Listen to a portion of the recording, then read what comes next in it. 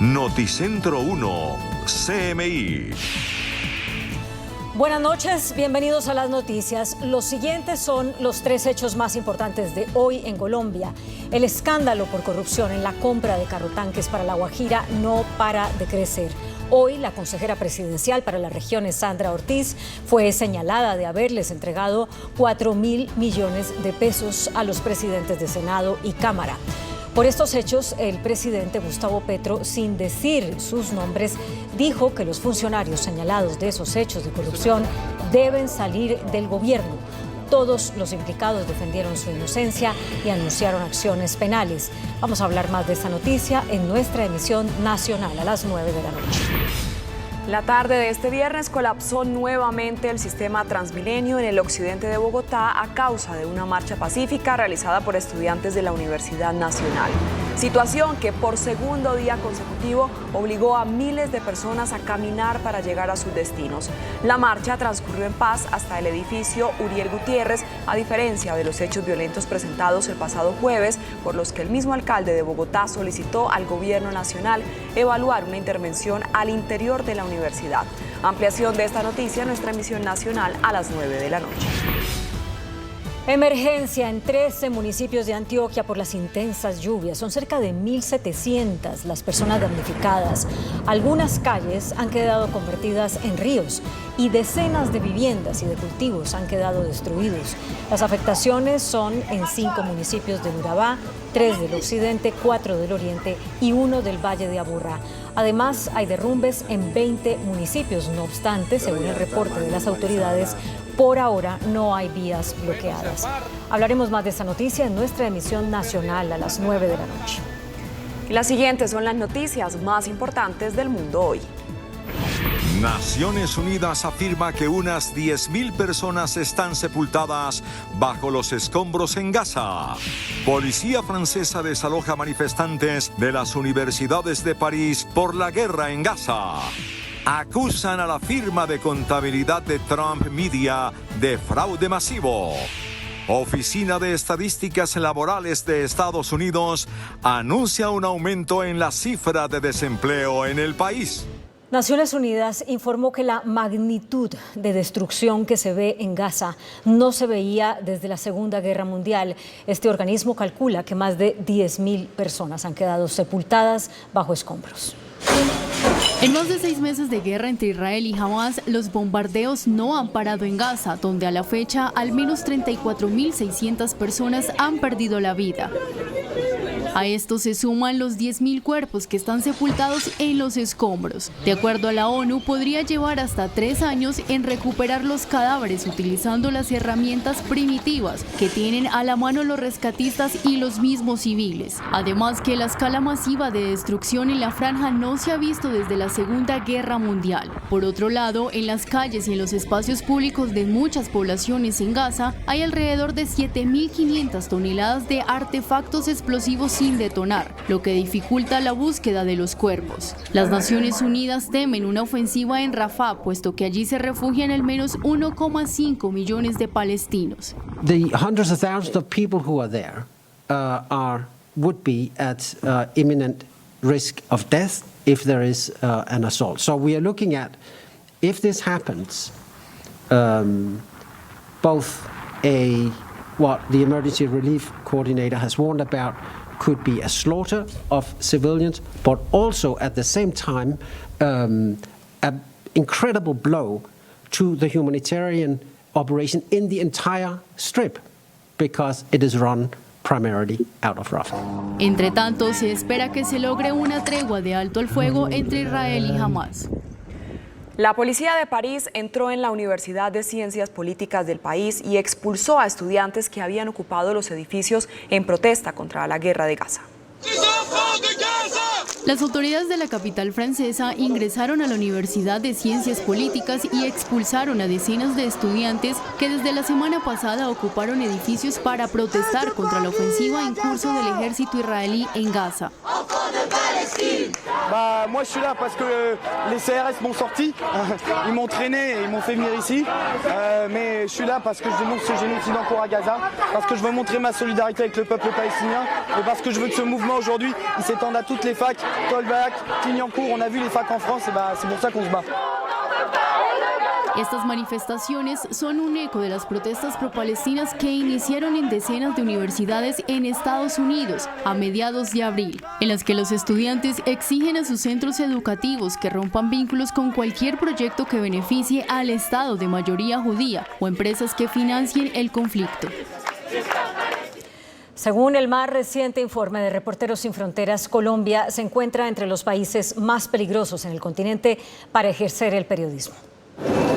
En el más reciente informe mundial sobre libertad de prensa entregado por la ONG Reporteros Sin Fronteras, Colombia subió 20 puestos. El país ocupa el lugar número 119 en una clasificación que incluye 180 países. Pese al ascenso, Colombia sigue siendo calificada como un país en el que ejercer el periodismo puede significar arriesgar la vida. Textualmente, en el informe señala que la cobertura de temas relativos al medio ambiente, los conflictos armados, la corrupción o la convivencia entre políticos, empresas, grupos armados ilegales y mafias exponen sistemáticamente a los periodistas al acoso, la intimidación y la violencia. La ONG destacó que desde 2022 por primera vez el país tiene un gobernante de izquierda. También advirtió sobre la fuerte oposición al gobierno en el Congreso que mantiene una tensión política y una polarización de la sociedad. La Comisión de Bolsa y Valores de Estados Unidos emitió una nueva acusación de fraude masivo a la firma de contabilidad del expresidente Donald Trump. La firma de contabilidad independiente de Trump Media y Technology Group, llamada BF Bowers, fue acusada este viernes por la Comisión de Bolsa y Valores, SEC, de fallos deliberados y sistémicos, incluida la fabricación de documentos de auditoría y la representación inexistente ante los clientes de que su trabajo cumpliría con las normas contables. La agencia del gobierno de Estados Unidos no hizo ninguna acusación de irregularidades contra el propietario de Truth Social, Trump Media, Donald Trump, ya que no se mencionan los cargos del regulador. Sin embargo, la SEC describió esto como un fraude masivo que tuvo lugar en enero del año 2021 y junio del año 2023 y que afectó a más de 500 empresas públicas, por lo que le impuso una sanción de $14 millones en multas y suspendió permanentemente a la firma contable de ejercer como contadores ante la agencia. Ahora Trump Media anunció que necesitará encontrar nuevas firmas de contabilidad. Aumentó el desempleo en Estados Unidos. Las autoridades reportan un aumento de 175,000 puestos de trabajo en el país durante abril. La Oficina de Estadísticas Laborales comunicó que la tasa de desempleo en Estados Unidos subió una décima más que en el mes anterior, ubicándose en el 3,9% en abril. En cuanto a nuevos empleos, la agencia del gobierno reportó 175,000 nuevos puestos de trabajo, cifra que está por debajo del mes anterior, cuando la economía agregó 315,000 puestos. En 12 meses previos a abril, Estados Unidos añadió un promedio mensual de 224,000 nuevos empleos. El informe señala que las remuneraciones promedio de los trabajadores subieron un 0,2% en abril con respecto a marzo y se situaron en $34,75 por hora, aumentando un 3,9% en un año. Ahora bien, las acciones estadounidenses del Wall Street se dispararon después de la publicación de estos datos. El fiscal general de Venezuela solicitó orden de arresto y extradición a los opositores Leopoldo López y Julio Borges. El fiscal general de Venezuela, Tarek William Saab, solicitó una orden de captura y extradición contra Leopoldo López y Julio Borges, ambos opositores y exiliados, quienes acusó de recibir beneficios por más de $1.000 millones a través de contratistas vinculados a la trama de corrupción de PDVSA Crypto. Solicitar no solamente una nueva orden de aprehensión en contra de López y Borges por este hecho, sino también una nueva solicitud de extradición ¿Qué van a decir? ¿Que ahora son perseguidos políticos cuando están dentro de la trama de corrupción de PDVSA Cripto? Según Tarek, por este caso ya habría 67 personas detenidas, entre ellas Tarek El Aizami, exministro de Petróleo y quien fue un hombre fuerte en el chavismo. El fiscal agregó que los opositores en complicidad con Estados Unidos y El Aizami planeaban disolver el Estado por cualquier vía antidemocrática, imponer y continuar con las sanciones que tanto daño le han hecho al humilde trabajador y a las empresas. El Tribunal Supremo de Panamá declaró constitucional la candidatura de José Raúl Mulino, favorito a la presidencia. A 2 días de las elecciones presidenciales en Panamá, la Corte Suprema de Justicia del país avaló como constitucional la candidatura de José Raúl Mulino, excompañero de fórmula de Ricardo Martinelli, y quien se unió a la carrera por el Ejecutivo el pasado marzo como reemplazo del ex jefe de Estado. Martinelli fue retirado de la contienda debido a una sentencia de casi 11 años por lavado de dinero, y en encuestas recientes sitúan a Mulino como el favorito para ganar los comicios.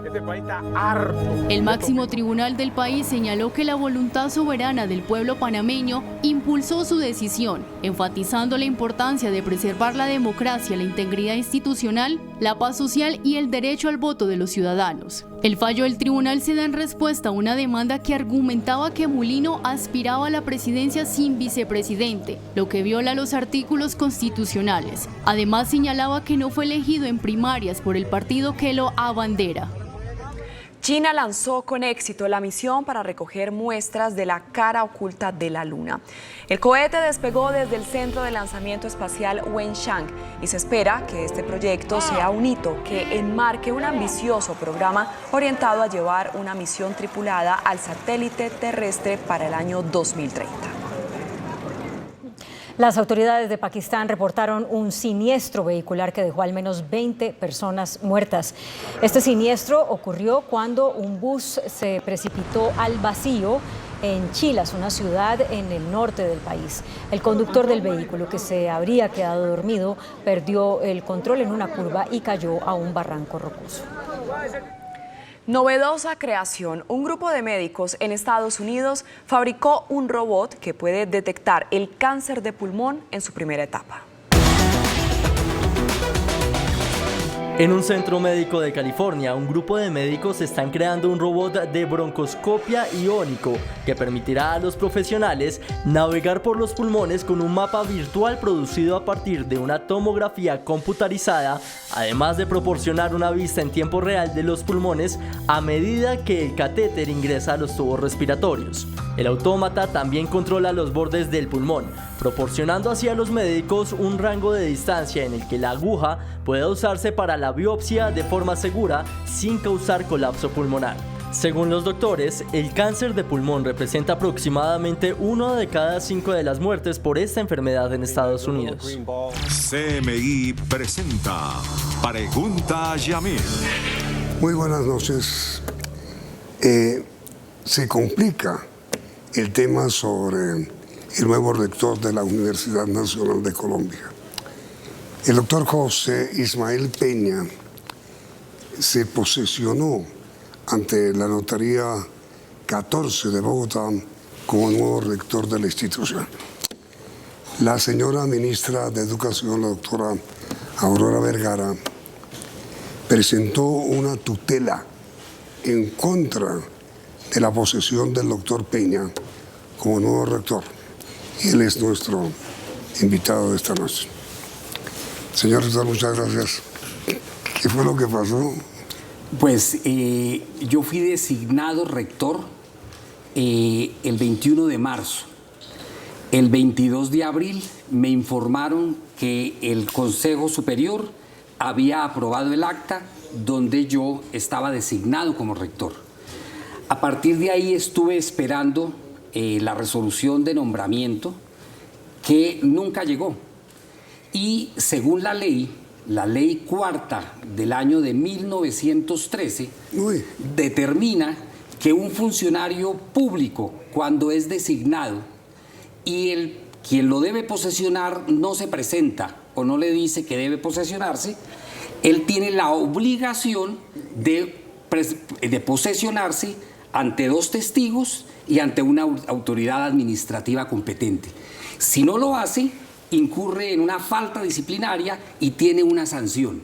Entonces yo, por un lado, tenía que atender la obligación como servidor público, pero el otro problema era que el 30 de abril, el 1 de mayo, terminaba el periodo de la profesora Dolly Montoya como rectora, y el 2 de mayo la Universidad Nacional quedaba sin rector.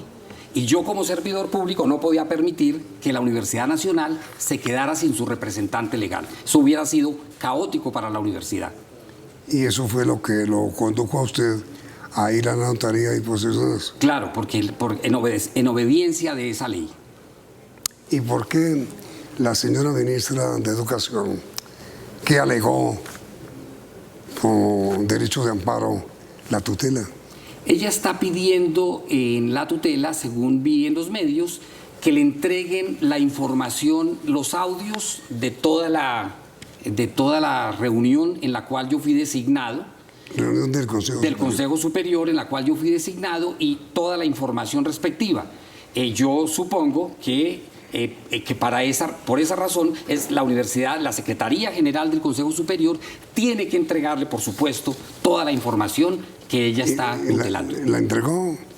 Supongo que sí, por supuesto. ¿Y ella para qué pidió eso? Pues seguramente quiere verificar algunos elementos de los que están transcritos en el acta y verificar si corresponden a la realidad. Usted fue elegido, los miembros del Consejo Superior de la Universidad son 8. Son 8. Usted fue elegido por 5. Por 5. ¿Por qué esa diferencia, esa división? Es natural, eso pasa. Se necesitan mínimo 5 votos para ser designado como rector. Yo tuve 5 votos a favor y 3 abstenciones. No hubo votos en contra, sino eran abstenciones. Pero esa es una de las razones por las cuales la ministra de Educación alega o entutela su posesión. Pues yo creo que la ministra de alguna manera respalda una idea que se quiere instaurar, y es que no se cumplan las reglas de juego actuales, sino que solo la consulta, la votación que hacen estudiantes, profesores, egresadas y egresados, sea la única consideración para designar al rector. Uno podría estar de acuerdo con esa definición, pero tiene que hacerlo en un proceso posterior, para el siguiente proceso, no en un proceso que ya está terminado. A ver, señor rector, usted hacía parte de una lista de candidatos a la rectoría. No fue elegido como primer aspirante, sino como segundo. Como tercero. Ah, tercero. Tercero. El candidato de la ministra, el doctor Múnera. El doctor Múnera fue quien ganó la consulta, y la ministra argumenta pues que deberían todos apoyar a quien ganó la consulta. Pero normalmente eso no ocurre, ¿no? Nunca ha ocurrido. Nosotros llevamos 25 años con este procedimiento y casualmente, por casualidad, nunca ha ocurrido. Yo quiero ponerle el ejemplo de la profesora Dolly Montoya. Hace 12 años la profesora Dolly Montoya se presentó a la consulta, sacó el primer lugar de la consulta y no fue elegida rectora. ¿Quién ganó? En ese momento se designó como rector al profesor Wasserman. Ah, sí. ¿Sí? 6 años después, la rectora se presenta nuevamente y obtiene el 5º lugar en la consulta. Y ahí sí. Y el Consejo Superior dice, porque no es la consulta el único criterio para poder designar al rector.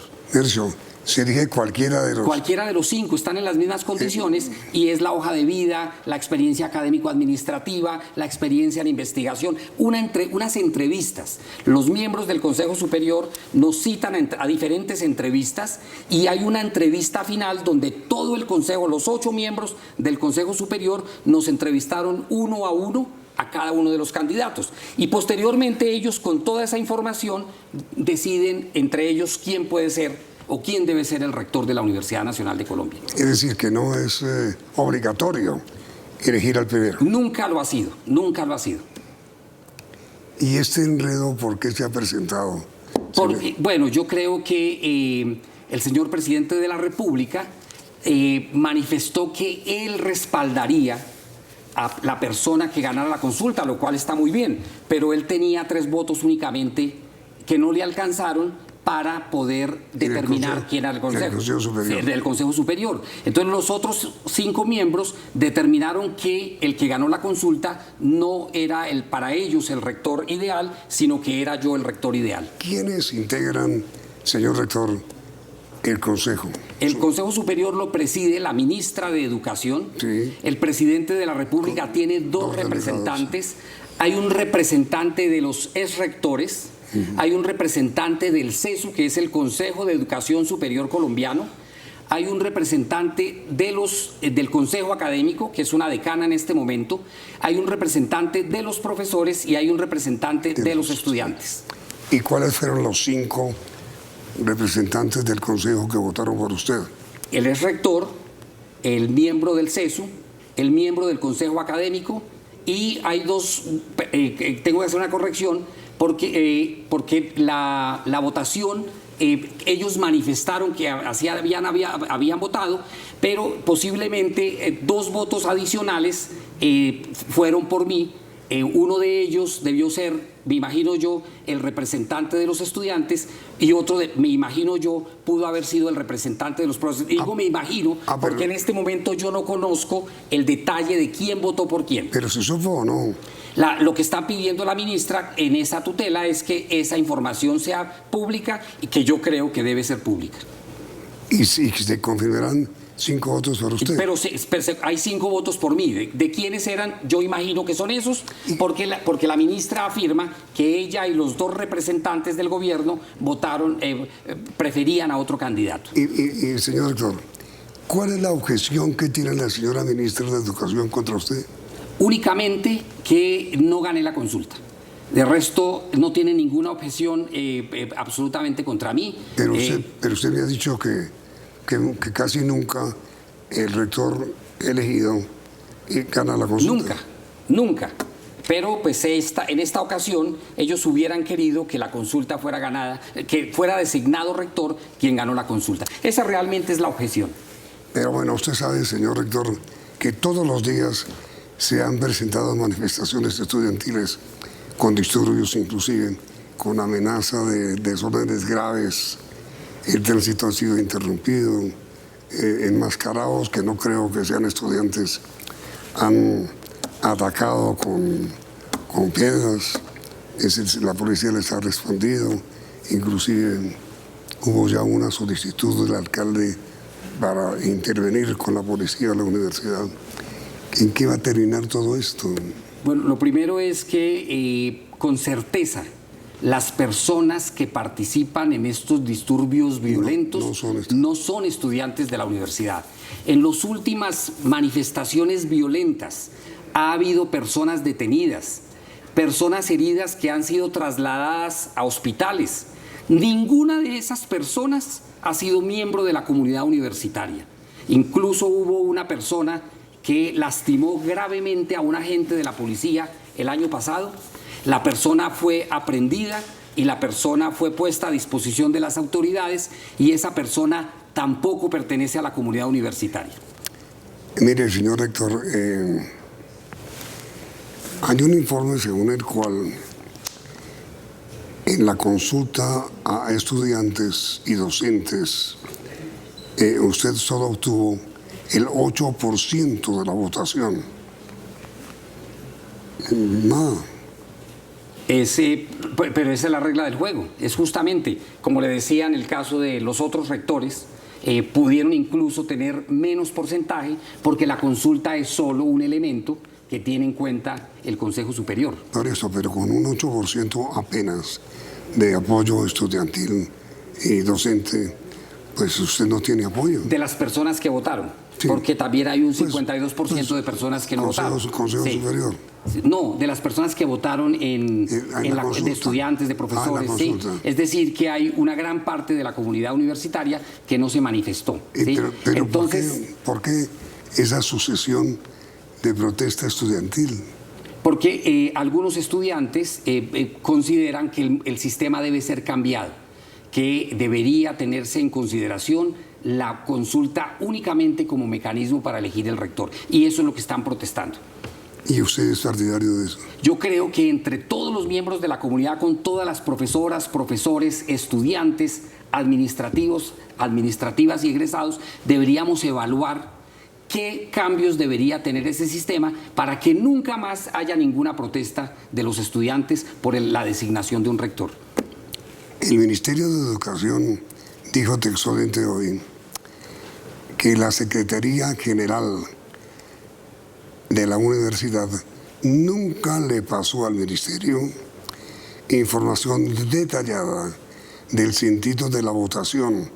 Por eso se abstiene de firmar el acta que lo deja en firme como rector. Sí, yo lo que tengo entendido es que el procedimiento es, toman el acta, se la envían a los miembros hacen observaciones, la Secretaría General ajusta las observaciones y posteriormente hace una última revisión. Todos los 5 miembros aprobaron el acta. Según las normas de la universidad, también por mayoría se aprobó y la ministra pide que se hagan otros ajustes al acta. El acta en este momento está aprobada oficialmente, según la normatividad vigente. Sin la firma de la ministra. Claro, porque es por mayoría, los 5 votos aprobaron el acta. Hay 3 personas que la ministra en particular, que no la aprueba, que ella dice que no, pero es un sistema que define mayoría. El acta está aprobada y ella está pidiendo una información para que sea más transparente y que todo el mundo pueda mirar la información de lo que pasó exactamente en el Consejo Superior, que también me parece válido, y yo estoy seguro que una vez toda esa información sea transparente, ella no va a tener ningún problema en firmar el acta. Mire, señor rector, usted ha hablado con la señora ministra de Educación.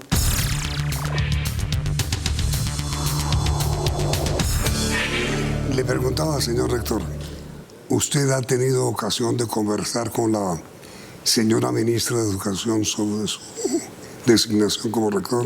No, después de que fui designado rector, yo he intentado, le he mandado un par de mensajes por WhatsApp, buscando conversar con ella, pero desafortunadamente no he tenido ninguna respuesta. ¿No le responde? No hay ninguna respuesta. Yo de todas maneras estoy dispuesto a conversar con ella, a buscar mecanismos de aproximación, porque las 2 instituciones, Ministerio de Educación Nacional, Universidad Nacional de Colombia, necesitan tener una armonía institucional para que las cosas funcionen bien para todos. Pero es el rector, digamos, hablando de educación, que la institución que usted ahora dirige es símbolo de educación, ¿no es mala educación, hombre, no responder?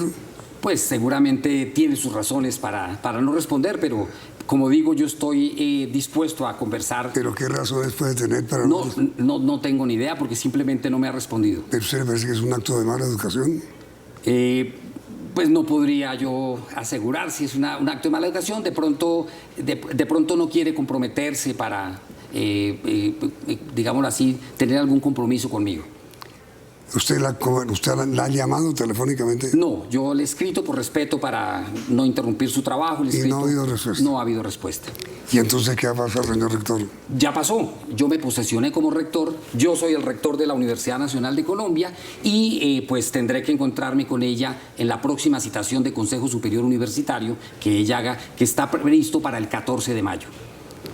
Pero entonces usted va ahora a la universidad ya a ejercer como rector. Desde ayer yo ejerzo como rector. ¿Está entrando a la universidad? Por supuesto, la Universidad Nacional tiene más de 750 edificios en todo el país y en este momento tenemos problemas en el edificio administrativo, pero yo estoy en mi oficina de la rectoría en otra edificación. ¿Qué pasa en el edificio administrativo? El edificio administrativo fue tomado por unas personas con machetes enmascaradas, destruyeron maquinaria, destruyeron vidrio. No, llevan 2 semanas ahí. Después de eso... ¿Y sigue ocupado? Sigue ocupado. Y yo espero que pues estas personas salgan de la institución, que con los estudiantes podamos armar unas mesas de trabajo y ponernos a trabajar con ellos para encontrar solución a los retos de la universidad. ¿Y quiénes ocupan ese centro educativo, señor? Ese edificio es administrativo, ahí tenemos las oficinas de Unimedios. Sí, pero ¿quiénes lo ocupan?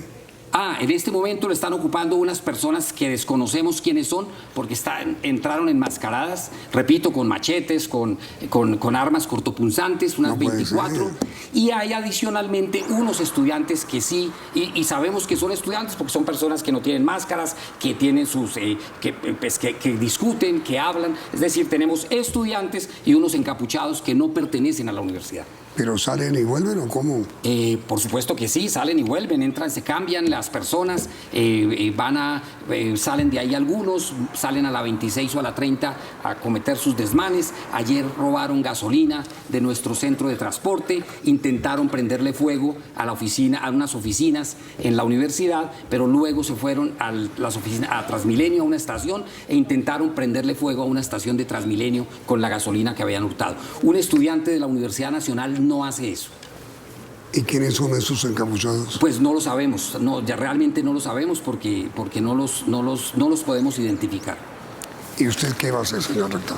Hacer un llamado, como lo he hecho siempre, a la comunidad universitaria, a que definamos unas mesas de trabajo. Ellos están organizando desde el año pasado un encuentro de estudiantes de la Universidad Nacional. Yo les he dicho que respaldo ese encuentro, que vamos a garantizar las condiciones de transporte, de alimentación, para que ellos puedan encontrarse y que a partir de ahí podamos definir mesas de trabajo para encontrarle solución a las inquietudes y a las necesidades que ellos plantean. ¿Y usted, señor rector, con todo respeto, no ha pensado en renunciar para salir de este enredo? Yo llevo 40 años en la Universidad Nacional, 32 años como profesor. He ocupado múltiples cargos administrativos. ¿No? Yo fui vicerrector de sede, director de extensión, decano de la Facultad de Ingeniería en 3 ocasiones. Y yo siempre he jurado cumplir con mi deber como funcionario público y siempre lo he hecho. Yo tengo una hoja de vida intachable de servicio a la Universidad Nacional y en este momento renunciar significaría que cedo la autonomía universitaria porque unas personas encapuchadas y unas personas con machetes están pidiendo la renuncia. Y por ningún motivo, ningún funcionario público debería ceder a una presión violenta. Es decir, usted no va a renunciar. No puedo renunciar. Mi convicción de servidor público de esta nación me obliga a quedarme ahí hasta que termine mi periodo o hasta que un juez de la República diga que yo no debo estar ahí. Usted viene de la Sorbona, ¿no? De París. Yo estudié en Francia, en la Universidad de Grenoble, estudié en Suiza, en la Universidad de Ginebra, y estuve de pasantía académica en la Universidad de Canterbury, en el Reino Unido. ¿Y cuánto hace que está vinculado a la Nacional? Yo estoy vinculado hace 44 años. Como empleado de la biblioteca, yo trabajé en la biblioteca, yo fui contratista, consultor del CID de la Facultad de Ciencias Económicas y desde el año de 1992 soy profesor de la Universidad Nacional de Colombia. Y mire, señor rector, con semejante hoja de vida, aquí se ve todo este embrollo. Es que los estudiantes, los profesores no protestan contra José Ismael Peña, protestan contra el proceso de designación de rector. El proceso actual, el del Consejo Superior. El proceso actual, sí, señor. Pero no es como consecuencia de la elección suya por parte de ese Consejo. No, porque es que ellos protestaron hace 3 años, hace 6 años, hace 9 años, desde el año de 1999, 2003. El profesor Víctor Manuel Moncayo se presentó. Él había creado ese sistema con el profesor Leopoldo Múnera donde se decía que la consulta no debería ser vinculante. El profesor Moncayo se presenta a la rectoría y es designado otro rector. Él gana la consulta y él no es designado como rector. Es importante aclarar que en un periodo anterior el profesor Moncayo había perdido la consulta y había sido designado como rector. Es decir, y desde entonces pasa lo mismo. Entonces, la queja de los estudiantes, la queja de algunos profesoras y profesores es que el proceso seguramente no es el correcto. Pero entonces, señor rector, ¿cuál es la solución? Usted no renuncia, la ministra no lo reconoce, en tutela además su posesión. ¿Cuál es la salida? Es que la salida es si ellos colocan algún tipo de demanda ante alguna instancia legal y ese juez determina, el Consejo de Estado, por ejemplo, determina que yo no debo estar ahí porque hubo alguna irregularidad, porque no es correcto, por cualquier razón, yo inmediatamente acato las decisiones judiciales. Lo que debemos aquí defender es la institucionalidad, lo que debemos defender es el Estado de Derecho, es decir, que juguemos los juegos a la luz de las reglas vigentes, que si no nos gustan las reglas, las cambiemos. Y la comunidad universitaria puede cambiar las reglas de juego porque puede colectivamente proponer nuevas reglas de juego y las presentamos en las instancias respectivas para que finalmente vaya al Consejo Superior y podamos tener de pronto unas reglas nuevas. Mejor dicho, señor rector, si la tutela presentada por la señora ministra de Educación prospera y es aceptada, usted... Si la tutela o cualquier demanda es aceptada y prospera, por supuesto que inmediatamente me retiro. Se retira. Por supuesto, porque yo soy respetuoso de las normas vigentes y de las autoridades judiciales de este país. ¿Y si la tutela falla a su favor? Si la tutela falla a mi favor, si cualquier norma a mi favor, yo terminaré mi periodo común y corriente. ¿De qué manera, mejor dicho, no hay alguna manera para llegar a una solución sin recurrir al fallo de tutela? El diálogo. Siempre podemos encontrar vías de diálogo. Pero la ministra no habla, no responde. Pero pues yo creo, yo estoy seguro de que podemos conversar, de que podemos llegar a acuerdos, de que podemos decir, bueno, cómo vamos a reflexionar sobre las reglas de juego vigentes que no le gustan a una porción de la comunidad y cómo construimos unas nuevas reglas para construir una nueva universidad. Es decir, de todas maneras, señor rector, uno de los caminos que se abren como consecuencia de este diferendo que se ha presentado con su elección como rector es que finalmente se puede buscar una solución definitiva que evite que un problema como el actual se vuelva a repetir. Eso es lo que tenemos que buscar. ¿Y cuál es la solución? Que justamente, ¿cuál es la solución? Sí. Yo no quisiera dar una solución. Yo tengo varias alternativas. Por ejemplo, que el candidato que gane la consulta tenga un 9º voto garantizado en el Consejo Superior. Esa podría ser una alternativa. ¿Un 9º? Un 9º voto, un consejero que no existe, pero que el que gana la consulta tenga ya ese voto. Esa es una alternativa. Para que no haya... para que ya él vaya ganando ya un voto, ya llega con un voto. Esa es una alternativa. Hay otras alternativas que múltiples profesores que han estudiado profundamente el tema han propuesto. Un consejo de sabios que seleccione el rector, por ejemplo, incluso lo que piden los estudiantes, que haya una elección directa, pero es que somos 57.000 estudiantes, 3.000 profesoras y profesores, 3.000 administrativos y cerca de 400.000 egresados vivos. Es decir, que entre toda esa comunidad tenemos que encontrar la solución, no lo que están pidiendo un pequeño grupo de esa gran comunidad. Es decir, señor rector, el juez que debe fallar la tutela tiene 10 días para hacerlo. Dentro de 10 días se sabrá si usted sigue o no sigue. Claro, y yo estoy absolutamente seguro de que sigo porque he cumplido y el proceso se ha cumplido. Pero repito, como usted lo afirma, si cualquier juez de la República, el Consejo de Estado, que es el que tiene que dirimir estos asuntos administrativos del Estado, determina que yo debo salir, inmediatamente salgo y le entrego a quien el Consejo Superior diga la rectoría. Por supuesto que sí. Señor rector, muchísimas gracias. A usted, a mí, muchísimas gracias por la invitación. Mil gracias a usted. Y a ustedes, televidentes, gracias por la sintonía. Y los invito a que continúen aquí, en Noticentro 1. Sí. CMI presentó Pregunta a Yamil. Noticentro 1, CMI. Corrupción total en caso de Carrotanques. Nuevas denuncias comprometen a presidentes de Senado y Cámara y a consejera presidencial. Presidente Petro pide renuncias de funcionarios de su gobierno acusados. Acusan a secretario de Transparencia. Si pierdo la tutela me voy, dice rector de la Nacional Ismael Peña. Marchas de la Universidad Nacional denuncian agresiones. Comercio pide pólizas contra disturbios. Liberan a 7 secuestrados. Se reactiva incendio en Isla de Salamanca. Emergencias por lluvias en Antioquia. Iniciamos nuestra segunda hora de noticias. El escándalo por corrupción en la compra de carrotanques para el suministro de agua en La Guajira no para de crecer. Hoy fue señalada la consejera presidencial para las regiones, Sandra Ortiz, de haberles entregado 4.000 millones de pesos a los presidentes de Senado y Cámara. Y el secretario de Transparencia fue señalado de hacer tráfico de influencias. El presidente Gustavo Petro dijo que los funcionarios señalados deben salir del gobierno. Con el anuncio del presidente Gustavo Petro, hecho desde Palermo, Huila, donde entregó una planta procesadora de arroz, se da por descontada la salida de los funcionarios Sandra Ortiz, consejera presidencial para las regiones, y Andrés Hidárraga, secretario de Transparencia de la presidencia, es decir, la oficina que lucha contra la corrupción.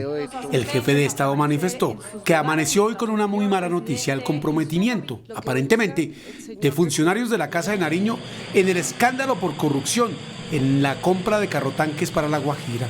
Como Sandra Ortiz, acusada por el ex subdirector de la Unidad Nacional de Gestión de Riesgo, Sneider Pinilla, de haber llevado supuestamente 4.000 millones de pesos para pagar coimas. Y de Andrés Hidárraga, quien en la tarde fue objeto de denuncias por parte de Olmedo López, exdirector de la Unidad Nacional de Gestión de Riesgo. Y establecen agendas paralelas, cuyo objetivo no es cumplir el programa de gobierno, que es a lo cual los hemos convocado, sino que transforman ese objetivo en otro, que es enriquecerse rápidamente, y al querer hacerlo dañan, se tiran el programa del gobierno. Y nosotros no tenemos tiempo para perderlo de esa manera.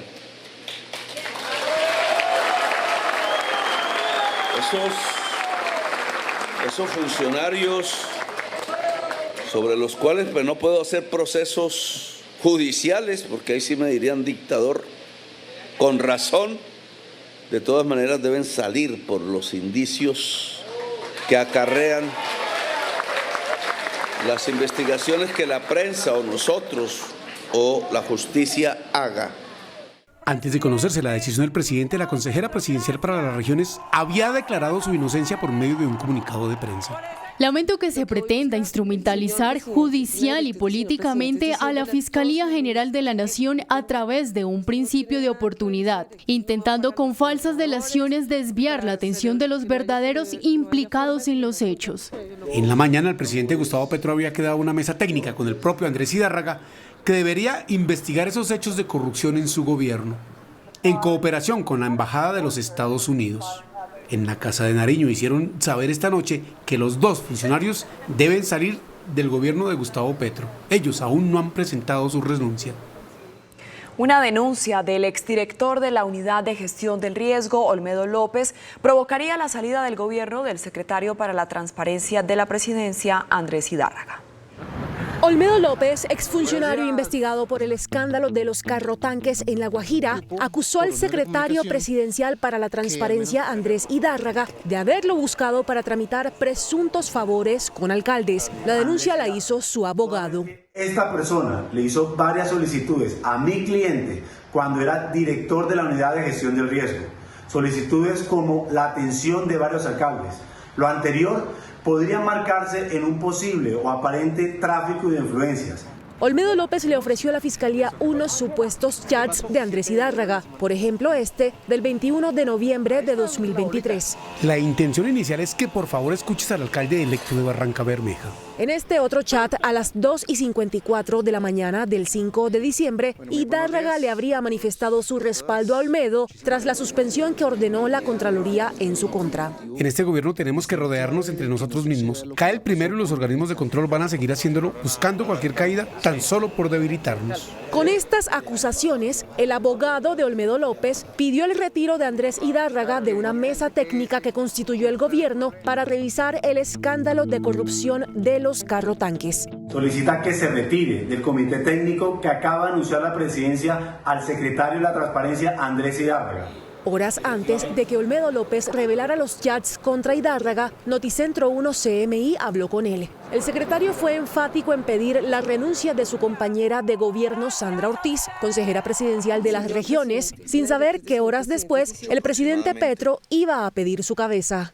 Ante cualquier sospecha y ruidos, en clave también, por supuesto, de la presunción de inocencia y el derecho de defensa, los funcionarios, en mi consideración, deberían estarse a un lado para poder permitir que nosotros vayamos a fondo y le podamos entregar a las autoridades, en particular a la Fiscalía, todo lo que tengamos en conocimiento. Idárraga publicó en su cuenta de X que lo dicho por Olmedo es absolutamente falso y expresó su rechazo ante estos señalamientos que, según él, faltan a la verdad.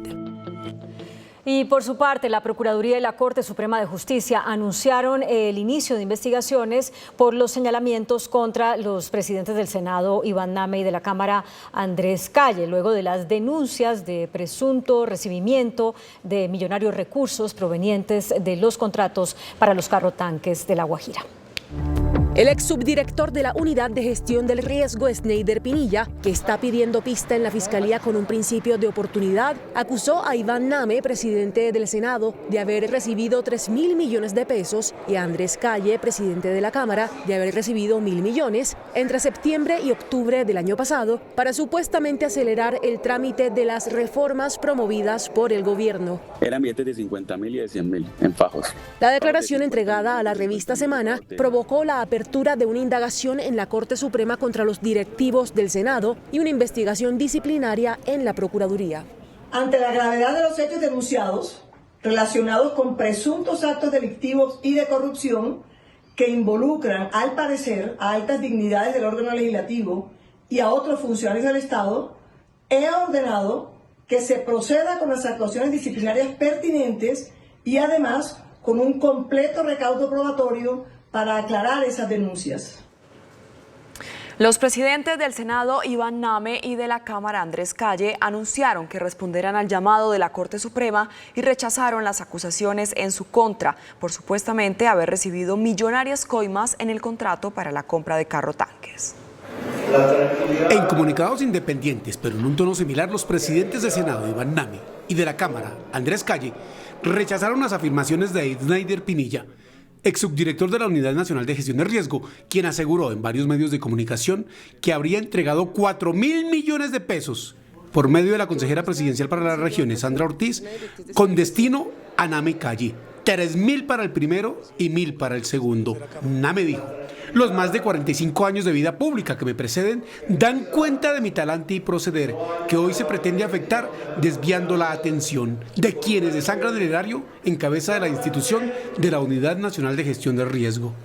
Y Calle manifestó: no he tenido relación alguna con dicho contrato ni con ninguna otra actividad similar. Es por eso que solicito a las autoridades que actúen con celeridad en este asunto. Los presidentes de Senado y Cámara dijeron que acudirán al llamado de las autoridades cuando ésta los requiera. El nuevo rector de la Universidad Nacional, Ismael Peña, advirtió que en el caso de que por vía de tutela un juez le ordene apartarse del cargo, lo hará de inmediato. El funcionario respondió a quienes se oponen a su elección y exhortó a la ministra de Educación a entablar un diálogo sobre los problemas que enfrenta la universidad. Que le entreguen. Esta noche en el programa Pregunta Yamid, el nuevo rector de la Universidad Nacional defendió la legitimidad de su elección y dijo que se mantendrá en el cargo durante los próximos 3 años, salvo que alguna autoridad judicial disponga lo contrario. Yo estaré en la rectoría hasta el día en que termina mi mandato, mi función, es decir, dentro de 3 años, el 1 de mayo del 2027, o cuando el miembro del Consejo de Estado, que es la instancia que debe definir los asuntos administrativos del Estado, lo defina. El nuevo rector de la Nacional le hizo el siguiente llamado a la ministra de Educación, Aurora Vergara. El mensaje para la ministra, por supuesto, es de apertura total al diálogo, que nosotros, la Universidad Nacional, siempre ha estado colaborando activamente con todo el Estado colombiano y que es muy importante tener una armonía. La Universidad Nacional es fundamental para el aumento de la cobertura. La Universidad Nacional es fundamental para el desarrollo de los territorios. Tenemos profesoras y profesores que ayudan con estudiantes en proyectos en los territorios. El rector de la Universidad Nacional dijo estar dispuesto a instalar unas mesas de diálogo para revisar los sistemas de elección para que no se vuelvan a presentar protestas como las que han desencadenado en los últimos días disturbios en esta institución. La ministra de Educación, Aurora Vergara, aseguró que toda la información sobre la elección del rector de la Universidad Nacional debe conocerse públicamente. Afirmó también que la universidad no será intervenida. El sentido de las votaciones. La principal petición de la ministra de Educación es conocer a detalle el acta con la que se designó como rector de la Universidad Nacional a Ismael Peña. El rector o rector de una universidad no debería tomarse una universidad por asalto. Es decir, el acto de una posesión debe ser un momento que la universidad vive abiertamente. Esperamos que los documentos que demuestran cómo se escogió el mecanismo sean transparentes. Es lo único que está pidiendo el gobierno nacional. Preséntenle a su comunidad cómo se tomó esa decisión. Y no lo presenten en los comunicados que hemos visto en los últimos días, que cada quien tiene una versión de su historia en función de lo que votó. Sobre la petición de intervenir la universidad debido a las manifestaciones violentas, la ministra respondió: no se va a intervenir la institución en la manera en que nos han solicitado, porque hemos sido respetuosos de la autonomía universitaria. Esa es la instrucción del señor presidente de la República y es la manera como nos hemos coordinado Ministerio del Interior, Ministerio de Defensa, Ministerio de Educación. No se va a hacer una intervención militar a la universidad. La jefe de la cartera de Educación también citó al Consejo Superior Universitario. Debido a la controversia por la posesión del rector, hoy hubo nuevas marchas en inmediaciones de la sede de la Universidad Nacional en Bogotá. El tráfico colapsó y el servicio de Transmilenio fue suspendido temporalmente en varias estaciones. La tarde de este viernes colapsó nuevamente el sistema de Transmilenio en el occidente de Bogotá a causa de una marcha pacífica realizada por estudiantes de la Universidad Nacional. Situación que por segundo día consecutivo obligó a miles de personas a caminar sobre la vía para llegar a sus destinos. La marcha transcurrió en paz hasta el edificio Uriel Gutiérrez, a diferencia de los violentos hechos presentados el pasado jueves, por los que el mismo alcalde de Bogotá solicitó al gobierno nacional evaluar una posible intervención al interior de la universidad. Hay una autonomía universitaria donde es el Ministerio de Educación, donde es el Ministerio de Defensa, el Ministerio del Interior y el Gobierno Nacional, por petición de la universidad, los que deben actuar allí. Nosotros estamos obviamente acompañando y trabajando para que en el entorno restablezcamos la seguridad y la tranquilidad, pero nos parece muy importante el llamado que ya han hecho autoridades de la universidad para que el Gobierno Nacional entre a actuar. Las autoridades siguen tras la pista de los sujetos que trataron de incendiar la estación de Transmilenio Ciudad Universitaria. Vigilantes de la Universidad Nacional aseguran sentirse atemorizados por las constantes amenazas y violentas agresiones que reciben por parte de los encapuchados cada vez que hay disturbios en los alrededores del centro educativo. Estamos amenazados, literalmente estamos amenazados, estamos solos. Acá al interior del campus no hay autoridad, aquí no puede entrar la policía. Entonces estamos prácticamente solos. Los vigilantes denuncian que en los disturbios del pasado jueves uno de los guardas ingirió gasolina de una bomba molotov que le lanzaron y que por fortuna no se prendió. El compañero que fue lesionado ayer está incapacitado. El otro compañero también resultó lesionado en la garganta por el líquido que ingirió a la hora que le mandaron la bomba molotov. Cámaras de seguridad y equipos tecnológicos junto a los cuartos de los vigilantes y sus motocicletas han sido blanco de los encapuchados. Lo que yo conozco con respecto a vigilancia ya está cerca, yo creería que a los 1.000 millones de pesos. Han dañado cámaras, que hay cámaras que cuestan alrededor de 100 millones de pesos, que son domos que tenían en el edificio Uriel Gutiérrez. Al interior del edificio creo que todas las cámaras fueron vandalizadas, los torniquetes, también todo el sistema de porterías, que es un software muy costoso. El cuerpo de vigilancia de la institución le hace un llamado al gobierno nacional para que garanticen la protección de sus vidas mientras ejercen su labor. Y Fenalco Bogotá llamó la atención por las graves afectaciones que está teniendo el comercio en la capital por cuenta de los bloqueos al sistema de transporte público y por los daños a los inmuebles durante las manifestaciones. Pidió entonces que se haga obligatoria la exigencia de una póliza contra disturbios. Los ciudadanos que utilizan el transporte público y deben caminar a sus destinos cada que hay bloqueos en el sistema no son los únicos damnificados por estas situaciones. El comercio de la ciudad empezó a sentir el golpe.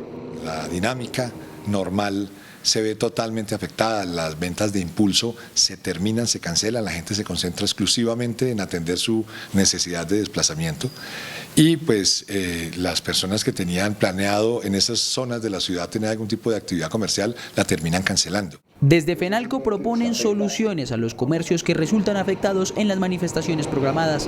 Cuando se planee una marcha, tomen un seguro para cubrir los daños de lo que le ocurre a los establecimientos comerciales que están en la zona por donde pasan las marchas, porque pues muchas veces hemos visto que grafitean, que rompen vidrios, que hacen destrozos. El gremio que impulse la manifestación sería el encargado de tomar ese seguro. Los 291 congresistas que tiene el país recibieron un reajuste en su salario que los pone a ganar mensualmente más de 48 millones de pesos. El incremento en el salario de los congresistas fijado mediante decreto 050 por parte del Gobierno Nacional para este 2024 fue del 10,88%. Beneficiados 105 senadores que hay hoy y 186 representantes a la Cámara. Con el incremento, el salario de los congresistas sube a 48.142.473 pesos. Además, la norma fija que debe ser retroactivo al 1 de enero. El incremento decretado por los congresistas cada año no obedece a un capricho del Gobierno Nacional, sino a una norma legal, y se da después de una certificación que entrega la Contraloría General de la República. En pocos días, el cuerpo diplomático de Israel acreditado en Colombia debe abandonar el país luego de la ruptura de relaciones con el gobierno de Benjamín Netanyahu. Así lo notificó hoy la Cancillería. Manifestar nuestro desacuerdo con la forma como el gobierno de Israel está manejando la guerra. Este es el comunicado oficial de la Cancillería, mediante el cual informa que el día de ayer se entregó de manera oficial al embajador de Israel en Colombia la nota verbal sobre la decisión del gobierno de romper relaciones diplomáticas con el Estado de Israel a partir de la fecha.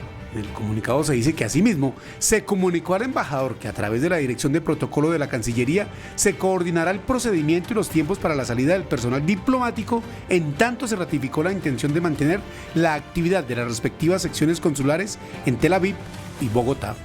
Con este anuncio, el embajador de Israel, Gary Dagan, debe abandonar Bogotá junto con el personal de la embajada. La embajadora de Colombia en Israel, Margarita Manjarres, está desde el año pasado en nuestro país. En los primeros 4 meses del año, el gobierno del presidente Gustavo Petro ha cumplido en un 10% la meta de erradicación de cultivos de hoja de coca. Solo 1.000 hectáreas han sido erradicadas. En todo el año 2024, la Policía Antinarcóticos ha erradicado 1.069 hectáreas sembradas con matas de hoja de coca. Esto significa que los uniformados de la Policía Antinarcóticos, en promedio, están erradicando 12 hectáreas de cultivos al día. La meta de erradicación fijada por el Ministerio de Defensa para la Policía en el año 2024 es de 10.000 hectáreas. El año pasado fue de 20.000 hectáreas, hace 2 años de 50.000 hectáreas. Quiere decir que en 2024 se ha cumplido con un 10% de la meta de erradicación. Así está por meses. En enero no hubo erradicación. En el mes de febrero se erradicaron 114 hectáreas. En marzo 679 y en el mes de abril fueron 275 hectáreas. Y en Arauca, el Ejército de Liberación Nacional dejó en libertad a 7 personas que habían sido secuestradas en varios puntos de control entre el 6 y el 21 de abril. Los secuestrados fueron entregados directamente a sus familiares. Esta vez no hubo comisiones internacionales. La entrega de los secuestrados fue directamente a sus familiares. A través de sus redes sociales, el Frente de Guerra Oriental publicó las fotos de las 7 personas que quedaron en libertad. Se trata de Sebastián González Camuán, que había sido retenido el 6 de abril, Arnold Steven Anzola Ramírez el 9 de abril, Arquímedes de Jesús Pavón Contreras y David Sierra Velandia, detenidos el 21 de abril, Davison Mejía Castillo el 9 de abril, Luis Aldrúbal Landaeta Lozano el 6 de abril y Franger Duvalier Arciniegas Carrillo el 21 de abril. Entre tanto, en el sur de Bolívar avanzó la misión humanitaria del gobierno y el ELN, donde se rindió homenaje al líder social Narciso Beleño, asesinado por paramilitares en la región. Varios municipios de Antioquia reportan emergencias por las fuertes lluvias registradas en las últimas horas. Calles convertidas en ríos, decenas de viviendas destruidas y cultivos arrastrados por el agua. Así es el impacto de las lluvias en Antioquia, que hasta el momento reporta emergencias en 5 municipios del Urabá, 3 del occidente, 4 del oriente y 1 del Valle de Aburrá. En Bello, el desbordamiento de una quebrada dejó 86 personas afectadas y se ordenó la evacuación en 4 viviendas. Tenemos más de 1.700 familias afectadas hasta la fecha. Ya estamos con la maquinaria amarilla también interviniendo los puntos críticos en donde se afectaron las inundaciones. En la subregión del occidente tenemos municipios como Sopetrá, como Cañas Gordas y como Laya también afectados por vendavales. También igualmente ya estamos con todo el componente de ayudas humanitarias en el aspecto de herramientas para poder obviamente construir todos los techos afectados. Según las autoridades, 20 municipios de Antioquia reportan derrumbes. Las autoridades informaron que por ahora no hay vías incomunicadas. Y los bomberos siguen trabajando para controlar el incendio en el Parque Isla Salamanca. Varios focos del fuego se han reactivado. Ya son 65 las hectáreas de parque natural consumidas por las llamas en Isla Salamanca. 6.615 galones de agua lanzados desde el aire con el sistema Bambi Bucket han resultado insuficientes para superar la emergencia. Una avioneta de la Policía Nacional y un helicóptero de la Fuerza Aérea, más 90 voluntarios de organismos de socorro de Magdalena y Atlántico, continúan por 5º día consecutivo en la atención del incendio, mientras continúa la afectación para la fauna de la reserva natural. Durante nuestro trabajo hemos encontrado 3 reptiles caimán de anteojos y 2 tortugas galápagas. Seguimos trabajando aquí para dar un parte de tranquilidad cuando el incendio sea totalmente liquidado y trabajando para cuidar la fauna y la flora de nuestros parques nacionales naturales. La caza ilegal y la extracción de carbón vegetal son las posibles causas de la emergencia en Isla Salamanca. XCM, el operador del mercado energético, reportó un leve crecimiento en el nivel de los embalses. Para el cierre de la semana, los embalses presentaron una ligera alza y se ubican en 33,03%. La recuperación ha sido mínima y los aportes hídricos llegan a 84,16%. De acuerdo con XM, operador del mercado energético del país, el nivel de generación se mantiene, pero prevalecen los riesgos, ya que las lluvias están por debajo del promedio histórico. La operación térmica descendió y hoy marcó niveles de las 27,8 gigas, presentando una disminución hasta del 70%. Las exportaciones de energía a Ecuador se reactivaron pese a que se mantiene la advertencia sobre la oferta de energía para evitar un racionamiento en el país. La presidenta de ASO Energía, Sandra Fonseca, advirtió que las medidas adoptadas por el gobierno sobre los grandes consumidores de energía podrían generar alzas en tarifas del servicio. La dirigente se refirió a la resolución expedida por el gobierno en la cual busca que las empresas autogeneradoras consuman su propia energía. Sin embargo, dicha energía que se libera para el sistema podría generar cargas tarifarias sobre los usuarios. Lo que está promocionando es que los grandes usuarios puedan usar su autogeneración o hacer un portafolio de energía mucho más eficiente y disminuir su consumo de energía eléctrica en la bolsa de energía. El problema con esto es que primero se hace a través de un intermediario y segundo va no a competir y a hacer más competitiva la bolsa, sino a aumentar el costo de la tarifa de los usuarios. Se pide ajuste sobre la medida. Tiene que hacerse una participación activa que permita competir a los usuarios, es decir, bajar y hacer más efectivo el costo de la bolsa y por tanto el costo de generación. En ningún caso pasárselo a los usuarios. La dirigente llamó a no bajar la guardia ya que aún no se supera la sequía. La ministra de Ambiente, Susana Muhammad, aseguró que junto a la fiscal general Luz Adriana Camargo se creará una nueva estrategia para judicializar a los principales deforestadores de bosques y acaparadores de tierra en el país. En una audiencia ante el Congreso, la ministra de Ambiente anunció un plan con la Fiscalía para buscar a los mayores deforestadores del país. 5.000 millones que estamos trabajando con la Fiscalía General de la Nación y la UIAF para la judicialización de los grandes acaparadores de tierras y las investigaciones judiciales. Hay que decir que hay un cambio de 180 grados con la nueva fiscal general. La ministra también anunció que habrá un presupuesto millonario para la recuperación de bosques. Podemos ya contratar programas y proyectos de 2-3 años, no tenemos que estar repitiendo contrataciones pequeñas, que es un desgaste administrativo, y porque ustedes saben que la inversión ambiental necesita persistencia en el tiempo. La ministra fue escuchada por el Congreso para conocer el uso del presupuesto en materia medioambiental. Las autoridades cambiaron de amarillo a naranja el nivel de alerta del volcán Puracé. El volcán ubicado en el departamento del Cauca ha presentado cambios importantes en los parámetros que se monitorean. Para los expertos, el Servicio Geológico aumentó la posibilidad o la probabilidad de una erupción sin que esto implique que sea inminente. La última erupción del Puracé ocurrió en el año 1977. Una persona falleció cuando transitaba en una volqueta sobre el puente metálico en Piñalito, inspección del municipio de Vistahermosa en el Meta. Una sección del puente cedió y el vehículo cayó en las aguas del río Huejar. El conductor murió a pesar de que los habitantes del sector intentaron auxiliarlo. La caída del puente afecta a los habitantes de más de 35 veredas quienes transitan habitualmente por el lugar. ¿Sí? ¿A dónde? La defensa del presidente Gustavo Petro le solicitó al Consejo Nacional Electoral que remita a la Comisión de Acusación los procesos que cursan contra la campaña presidencial.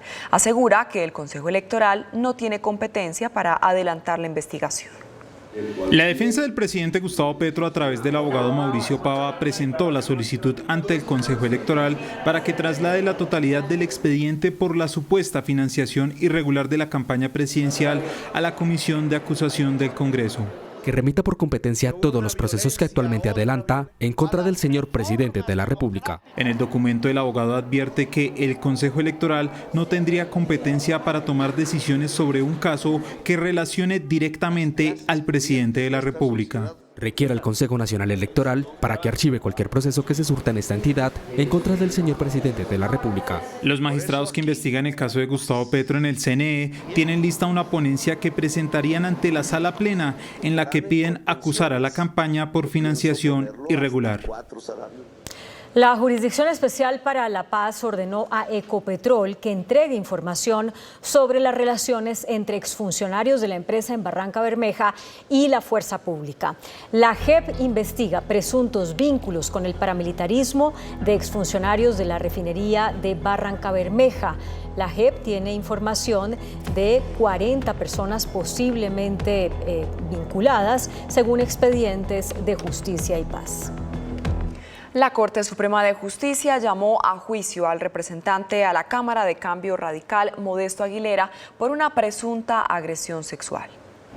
La Sala de Instrucción de la Corte acusó al congresista por el Atlántico Modesto Aguilera por el delito de acto sexual violento. La Corte encontró méritos para llamarlo a juicio por una agresión sexual contra una joven de 18 años que habría ocurrido durante un evento político convocado por Aguilera en un hotel de Barranquilla en noviembre del año 2020. Aguilera habría engañado a la joven para que ingresara a su habitación y habría cometido actos sexuales sin su consentimiento. El ministro de Justicia, Néstor Osuna, dijo que el gobierno buscará replicar la figura de las colonias agrícolas penitenciarias como la ya existente en el Meta. El ministro de Justicia, Néstor Osuna, destacó la colonia agrícola penitenciaria de Acacías Meta como un ejemplo a seguir, donde más de 1000 internos se están resocializando en grupos de 100 reclusos por periodo. Mire, esta colonia penitenciaria es el modelo a partir del cual queremos reformar todo el sistema penitenciario nacional. Personas privadas de libertad que están trabajando en proyectos productivos, que están disfrutando de un ambiente laboral, de un ambiente también de respirar aire libre. Hemos visitado aquí proyectos de porcicultura, de ganadería, de lombricultura, también hay agricultura en este centro penitenciario. Esta colonia, que cumple 100 años, es el centro de reclusión más grande del país. Queremos ampliarlo. Este lote tiene 4.700 hectáreas y hasta la actualidad apenas se utilizan 300. El objetivo principal de este modelo de la colonia penal es asegurar que los internos, al completar sus penas, estén capacitados para desempeñar labores agrícolas en cualquier lugar del país. Las autoridades adelantaron una redada contra la extorsión en 12 departamentos. En la operación se realizaron 149 capturas.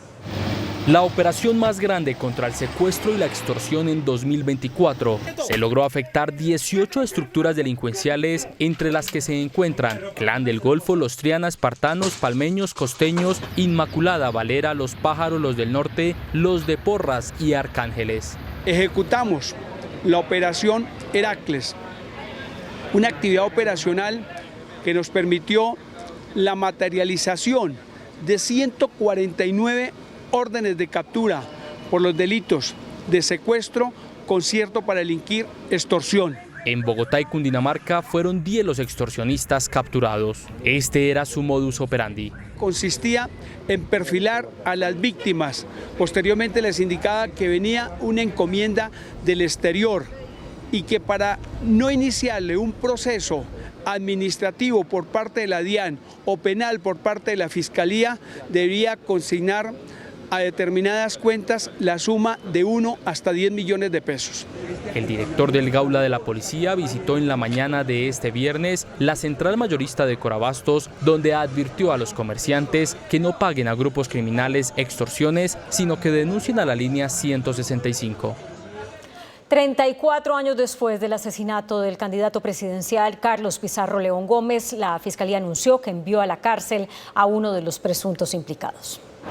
La Fiscalía anunció que se impuso medida de aseguramiento al coronel en retiro de la policía Manuel González Enríquez, entonces director de protección del extinto DAS, por su presunta participación en el homicidio de Carlos Pizarro León Gómez, que fue acribillado en un vuelo el 26 de abril de 1990. Según la Fiscalía, el coronel tenía a su cargo la coordinación de la protección de los altos dignatarios y, al parecer, aprovechando este cargo, realizó cambios y rotaciones imprevistas del personal de seguridad del dirigente político, lo cual facilitó el actuar del sicario. Vamos acercándonos cada vez más a la verdad, a la justicia y para nosotros, las víctimas.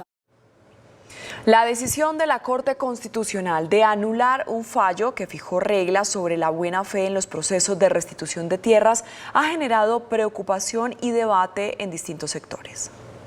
La Corte anuló de oficio una sentencia que había concedido una compensación económica a una empresa palmicultora que compró un predio que 17 años antes tuvo un pasado de violencia y de despojo. El fallo anulado, que presumió la buena fe de la empresa, creaba un precedente para quienes han comprado predios despojados. Lo que preocupa es que esa sentencia unificaba los criterios para garantizar el debido proceso, la confianza legítima y la igualdad ante la ley, de forma tal que en los procesos de restitución de tierras ese estándar probatorio permita fácilmente demostrar quién es un opositor de buena fe. La Corte debe pronunciarse de fondo en este debate. Desde la Organización de Justicia esperan que no se reviva la decisión anulada. Nos preocupa por al menos dos motivos.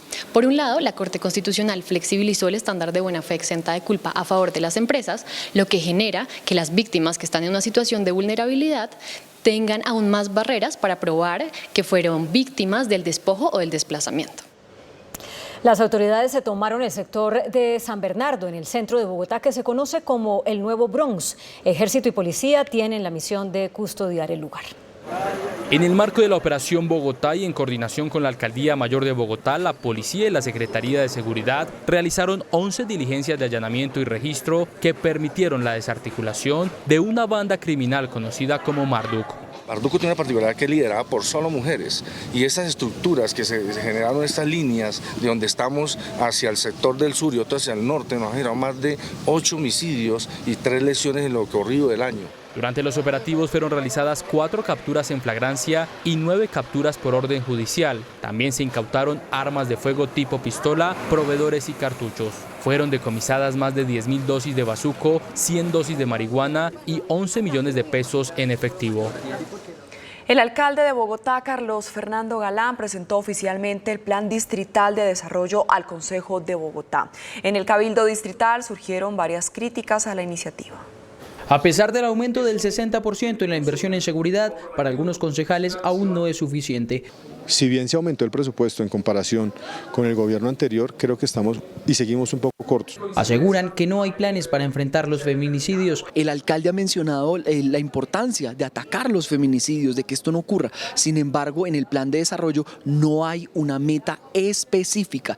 Tampoco políticas claras en contra del abuso a menores. La administración establezca un plan especial para la prevención del abuso sexual infantil, dados los alarmantes casos que se han presentado en la ciudad y las cifras que siguen en aumento. En movilidad, critican que el eje central de la inversión sea Transmilenio. El déficit que paga Bogotá es impresionante en Transmilenio, cuando la columna vertebral hoy de la movilidad debería ser el metro y la proyección debe ser el metro. Los bogotanos no podemos seguir dando tantos recursos para un déficit del Transmilenio. El Consejo tiene hasta el 30 de mayo para discutir el proyecto.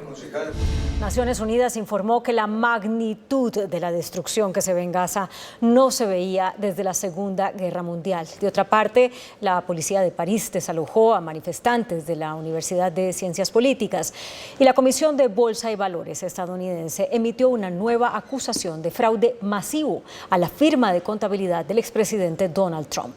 Las noticias del mundo en Noticentro 1 CMI. La Organización de las Naciones Unidas calcula que más de 10.000 personas han quedado sepultadas bajo los escombros y que la recuperación de los cuerpos tardaría al menos 3 años. Además, la magnitud de destrucción de Gaza no se veía desde la Segunda Guerra Mundial. La policía de París entró en la Universidad de Ciencias Políticas del país y expulsó a los estudiantes que habían ocupado sus edificios en protesta contra la guerra que vive Gaza. Estas manifestaciones son un eco de las protestas pro-palestinas que iniciaron en decenas de universidades en Estados Unidos a mediados de abril.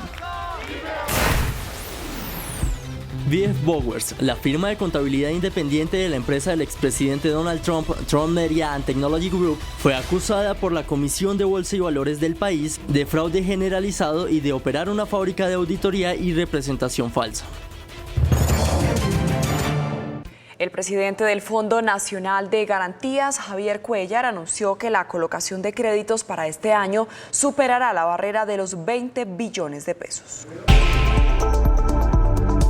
Para este año se tendrá una colocación de créditos por 1.5 millones por un monto de 20,5 billones de pesos que beneficiará a todos los sectores de la economía, en especial a las pequeñas y medianas empresas, además de micronegocios. Es promover el acceso al crédito de los colombianos. Aquellos que van y tocan las puertas del sistema financiero y que tienen un no por respuesta, pueden voltear esa respuesta a un sí con una garantía del Gobierno Nacional. La economía popular será uno de los objetivos donde ya se está en acuerdo con 5 entidades financieras. 5 bancos y 57 cooperativas estamos logrando gran parte de los resultados en economía popular. Estos bancos son Banca Mía, Contactar, Mi Banco, Banco W y Banco Agrario.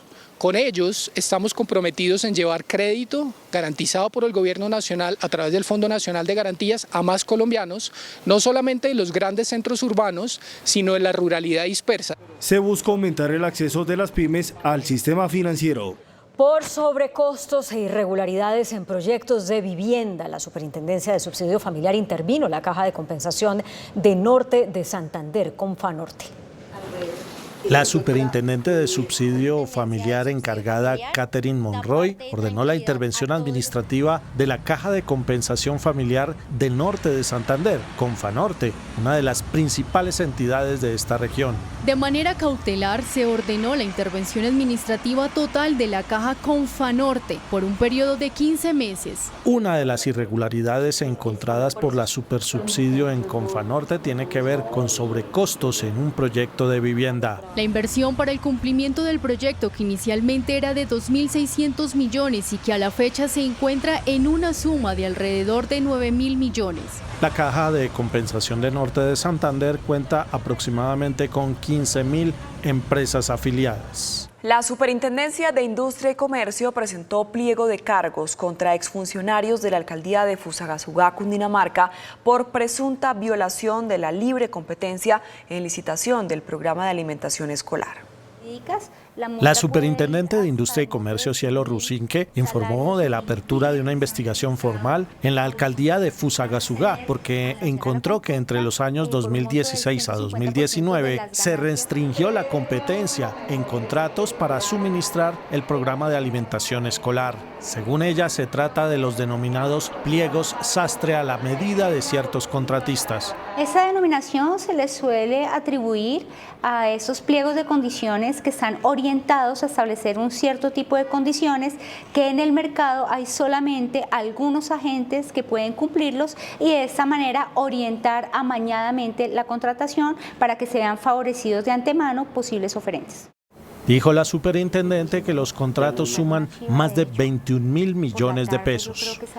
La alcaldía de Cali logró renegociar una millonaria deuda con el Ministerio de Hacienda, lo cual le abre la posibilidad de invertir en nuevos proyectos.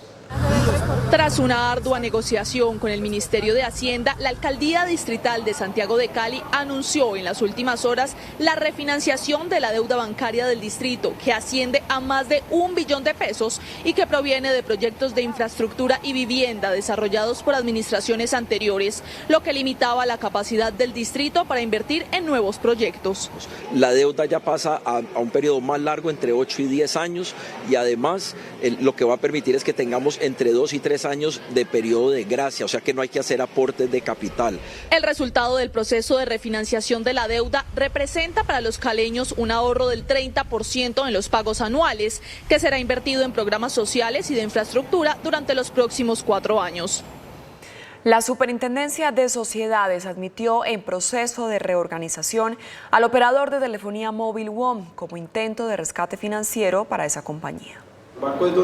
A través de un comunicado, el superintendente de Sociedades, Billy Escobar, informó que desde hoy entra en proceso formal de reorganización la firma WOM, que atiende a más de 6.400.000 usuarios en Colombia. El superintendente explicó que el propósito es salvar a la compañía. Es permitir que quien está en condición de incumplir o potencial condición de incumplir sus obligaciones con los acreedores pueda sentarse con ellos en un diálogo directo para llegar a un acuerdo de pago. La Superintendencia de Sociedades designó a un auxiliar de la justicia para cuantificar las deudas de WOM. El índice de capitalización de la bolsa, que mide el comportamiento de las 25 principales acciones, cerró al alza. El índice selectivo MSCI Colcap de la Bolsa de Valores de Colombia subió 0,49% a 1.385 puntos. La acción preferencial del Banco Davivienda fue la que más subió, con una valorización de 2,33% a 22.000 pesos. La acción preferencial del Grupo Suramericana fue la que más bajó, con una pérdida de 1,26% a 23.600 pesos. La acción más negociada de la jornada fue la preferencial Bancolombia, al movilizar más de 16.000 millones de pesos, con una variación positiva de 1,72% a 33.200 pesos. El dólar cerró a la baja. Indicadores económicos en Noticentro 1 CMI. La tasa representativa del mercado, que regirá hasta el próximo lunes, será de 3.895 pesos con 41 centavos. Los profesionales del cambio compran la divisa en promedio entre 1.770 pesos y la venden entre 1.810 pesos. Un euro cuesta 4.184 pesos con 50 centavos. La libra de café en Nueva York se cotizó a $2.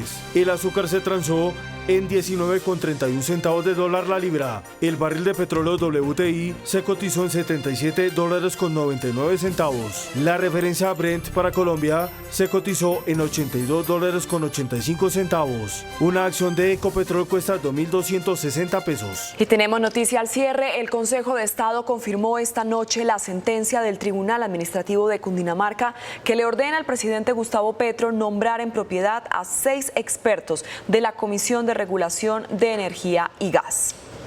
Hasta aquí Noticentro 1 CMI.